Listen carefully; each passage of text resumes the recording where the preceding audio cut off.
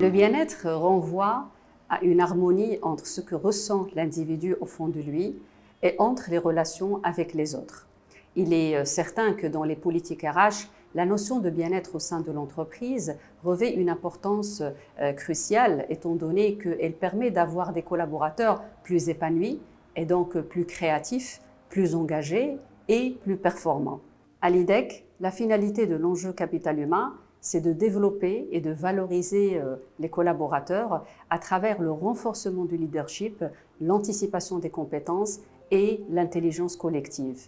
Aussi, le développement du bien-être de collaborateurs, bien entendu, tout cela au service de la performance de l'IDEC. Plusieurs actions ont été mises en place durant ces dernières années afin de favoriser le bien-être des collaborateurs et leur épanouissement. Mai 2019, la première édition de notre semaine bien-être au service de tous nos collaborateurs, à travers des conférences sur le bien-être, des formations, des ateliers. C'était une occasion de démystifier déjà la notion de bien-être pour nos collaborateurs et aussi travailler sur des aspects pratiques avec des coachs et des spécialistes. 2020, une année exceptionnelle, une année de pandémie, une année difficile pour nous tous. Nous avons mis en place une cellule d'écoute avec l'appui d'un psychologue externe, avec l'équipe médicale et notre assistante sociale aussi.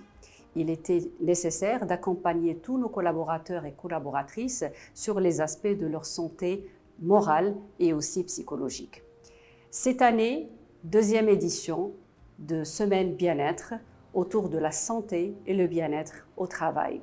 Une occasion, à travers une conférence de lancement sur la force mentale, de présenter le bien-être sous un nouveau format avec des spécialistes.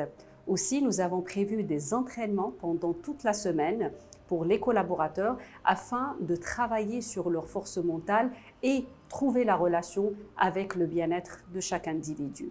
Aussi, nous avons prévu un programme de formation digitale sur mesure autour de l'intelligence émotionnelle, la gestion du stress, la gestion en fait des relations, tout cela à distance, bien entendu, offert à tous les cadres de notre entreprise. La semaine a été aussi étoffée par une table ronde spéciale avec le médecin de travail et le psychologue pour zoomer davantage sur l'accompagnement des collaborateurs en la situation de pandémie. Début 2022, nous allons créer un nouveau projet stratégique RH autour du bien-être.